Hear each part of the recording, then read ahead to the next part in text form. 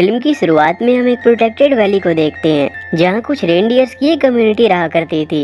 और वहीं हम निको नाम के एक छोटे से रेनडियर को देखते हैं। वो जब आसमान में सेंटा के स्लेज को देखता है तो अपने दोस्त जूलियस के साथ भागते हुए उसका पीछा करने लगता है, क्योंकि उसने अपनी मॉम से सुना था कि उसके डैड फ्लाइंग फोर्सेस में शामिल हैं, जो सेंटा के स्लेज को चलाने का काम करते हैं।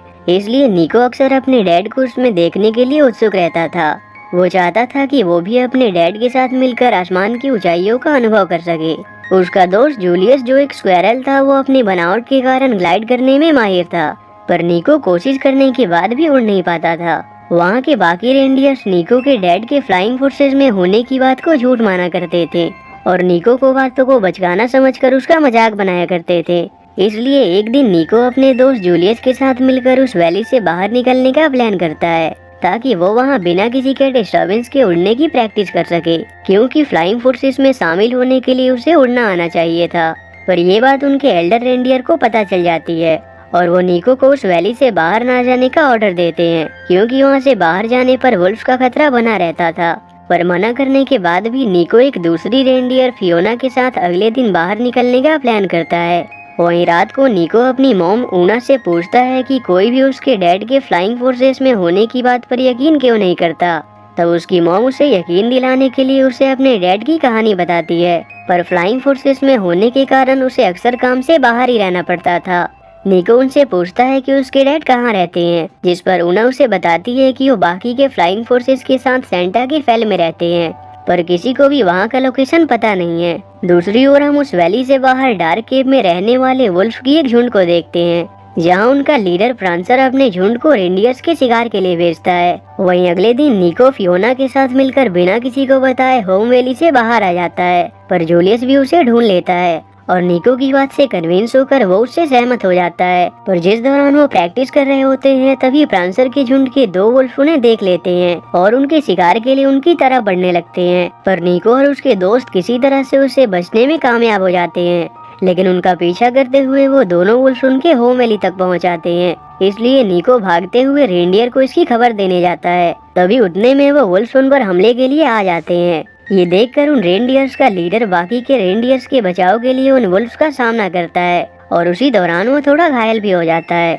और आखिर में यहाँ उन वुल्फ्स की स्ट्रेंथ कम होने के कारण सभी रेंडियर किसी तरह से उनसे बच निकलते हैं, पर निको के कारण सभी रेंडियर्स को अपना वैली छोड़ना पड़ता है। इसलिए निको की गलती के कारण उनके लीडर उस पर गुस्सा करने लगते हैं, लेकिन ऊना उसकी बचाव के लिए सामने आ जाती है और सभी को और नुकसान होने से पहले उस जगह को छोड़कर आगे बढ़ते रहने का सुझाव देती है। इसलिए सभी उसकी बात से सहमत होकर वहाँ से जाने लगते हैं। पर तभी निको को अपने डैड का ख्याल आता है और जब वो देखता है कि अब सभी उससे नफरत करने लगी हैं, तो वो सभी को छोड़कर वहाँ से चला जाता है। थोड़ी देर बाद जब ऊना को पता चलता है कि निको मिसिंग है, तो वो अपने लीडर को उसका पता लगाने को कहती है, पर वो कहता है कि हमारे पास ज्यादा समय नहीं है, वो वुल्फ कभी भी यहाँ आ सकते हैं, इसलिए हमें बिना रुके आगे बढ़ते रहना होगा। ऊना निको के बिना वहाँ से जाने से मना कर देती है। तब जूलियस उसे समझाता है और उसे भरोसा दिलाता है कि वो निको को ढूंढकर उसके पास जरूर लाएगा।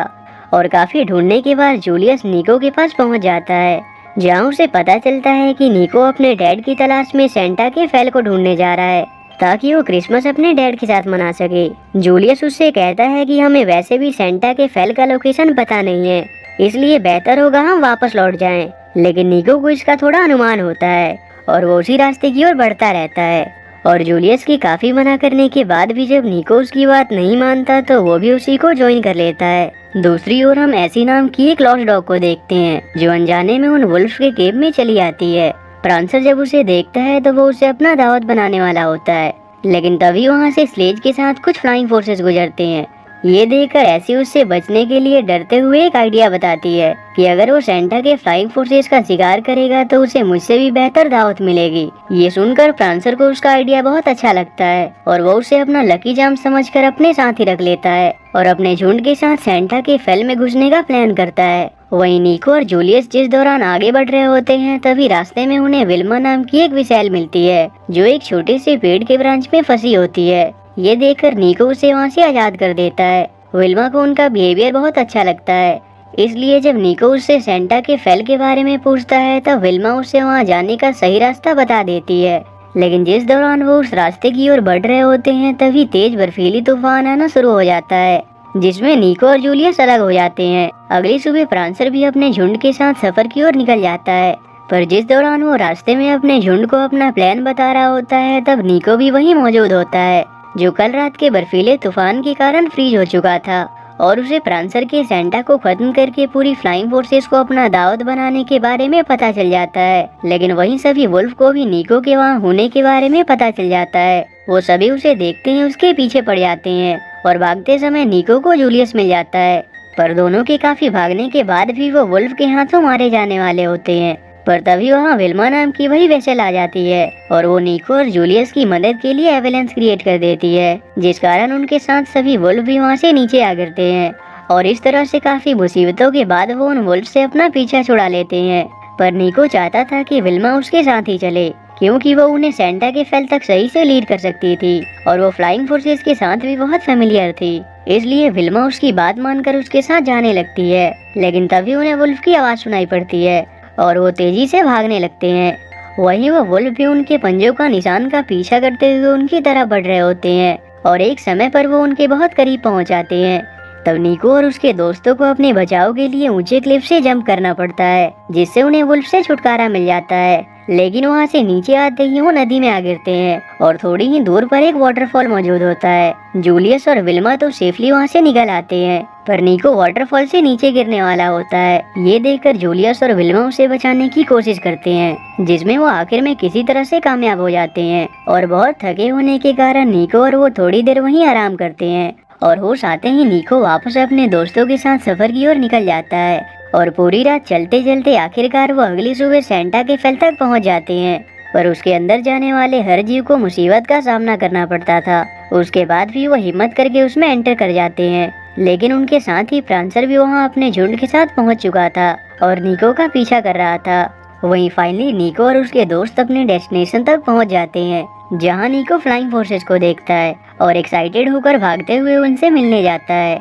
निको उन्हें बताता है कि वो यहाँ अपने डैड से मिलने आया है, पर वो उसकी बात को हल्के में लेते हैं। निको उन्हें ये भी बताता है कि वुल्फ की एक झुंड कभी भी यहाँ उन पर हमला करने आ सकती है, पर वो उसे बच्चा समझकर उसकी बात को नजरअंदाज करके बार में एंजॉय करने आ जाते हैं, क्योंकि उन्हें लगता है कि कोई वुल्फ सेंटा के इस सीक्रेट वैली को ढूंढ ही नहीं सकता। और निको भी उनके साथ वहाँ आ जाता है। वहाँ निको उनसे कहता है कि आप में से कोई एक मेरा डैड है, और वो उन्हें अपनी मॉम के बारे में भी बताता है, लेकिन फिर भी कोई भी रेंडियर उसकी बात का जवाब नहीं देता। ये देखकर जूलियस निको को वहाँ से लेकर जाने लगता है, पर तभी उन रेंडियर का लीडर निको से कहता है कि अगर वो ये साबित कर दे कि वो उड़ सकता है तो ये साबित हो जाएगा कि हम में से कोई एक तुम्हारा डैड है। निको ये सुनकर अपनी सच्चाई प्रूव करने के लिए उसकी बात मान जाता है और जूलियस के काफी मना करने के बाद भी वो ऊंचाई से जंप लगा देता है, लेकिन वो इसमें फेल हो जाता है और वहाँ से नीचे गिर जाता है। पर सही समय पर रेंडियर की हेल्प से वो बच जाता है और वो रेंडियर भी उसे वहाँ छोड़कर चले जाते हैं। अब तक निको भी हार मान चुका होता है और वो ये मानकर वहाँ से वापस लौटने लगता है कि वास्तव में उसके डैड कभी भी फ्लाइंग फोर्सेस में शामिल ही नहीं थे। पर उतने में वुल्फ की वो झुंड उस केव से बाहर निकलकर सेंटा के फेल पर अटैक करने आ जाते हैं। फ्लाइंग फोर्सेस के रेंडियर जब वुल्फ को देखते हैं तो बहुत डर जाते हैं और वो ये भूल जाते हैं कि वो उड़ भी सकते हैं। फ्रांसर जब वहाँ निको को देखता है तो उसे खत्म करने के लिए उसके पीछे पड़ जाता है। इस बीच जूलियस उसे बचाने की कोशिश करता है, पर वो इसमें नाकामयाब रहता है। इसलिए वो उन रेंडियर से निको को बचाने की मदद मांगने जाता है, पर वो रेंडियर खुद भी बहुत ज्यादा डरे होते हैं। तब जूलियस उन्हें मोटिवेट करता है और उन्हें उनके ट्रू पोटेंशियल को याद दिलाता है। उसके बाद वो हिम्मत करके वुल्फ का सामना करने के लिए तैयार हो जाते हैं और निको को फ्रांसर से बचा लेते हैं। पर फ्रांसर फिर भी उनका पीछा नहीं छोड़ता, इसलिए फ्लाइंग फोर्सेस स्लेज की स्पीड को बहुत हाई कर देते हैं ताकि फ्रांसर वहाँ से नीचे गिर जाए। पर गिरने से पहले वो जूलियस को भी पकड़ लेता है, इसलिए निको उसे बचाने के लिए स्लेज से जंप लगा देता है। वो जूलियस को तो बचा लेता है, पर वहाँ वो नोटिस करता है कि अब फाइनली वो उड़ सकता था। निको को ये जानकर बहुत खुशी होती है। आखिर में वो वुल्फ भी उन रेंडियर के कंबाइंड एफर्ट को देखकर डर कर वहाँ से भाग जाते हैं और तब वहाँ डैसर नाम का एक रेंडियर ये रिवील करता है कि वही निको का डैड है। फिर वो सभी इसी खुशी में साथ में सेलिब्रेट करते हैं। वही निको सेंटा से भी मिलता है और वो उन फ्लाइंग फोर्सेस का एक हिस्सा बन जाता है। निको को ये बहुत अच्छा लगता है और वो अपने डैड के साथ ही रहने का तय करता है। और जूलियस के कहने पर भी जब निको उसके साथ वापस नहीं लौटता तब वो अकेले ही वापस लौट जाता है और सभी रेनडियर को जाकर बता देता है कि निको उड़ सकता है और अब उसने फ्लाइंग फोर्सेस को ज्वाइन कर लिया है। लेकिन ये सुनकर सभी रेनडियर उसकी बात को झूठी कहानी मानने लगते हैं और उना जूलियस के प्रॉमिस करने के बाद भी निको को अपने साथ न लाने के लिए उससे नाराज हो जाती है। पर तभी निको उड़ते हुए वहां आ पहुंचता है, जिससे सभी को जूलियस की बात पर यकीन हो जाता है। उतने में स्लेज के साथ फ्लाइंग फोर्सेस भी वहां आ पहुंचते हैं और वो जूलियस को भी अपने फोर्स में रिक्रूट होने का प्रपोजल देते हैं, पर निको उन्हें इसके लिए मना कर देता है और अपनी मॉम के साथ ही रहने का तय करता है। फ्लाइंग फोर्सेस भी खुशी खुशी निको की बात मानकर वहां से चले जाते हैं और आखिर में सभी रेनडियर्स उस वैली को छोड़कर नई जगह शिफ्ट हो जाते हैं और खुशी खुशी रहने लगते हैं। और इसी के साथ ये मूवी यहीं एंड हो जाती है।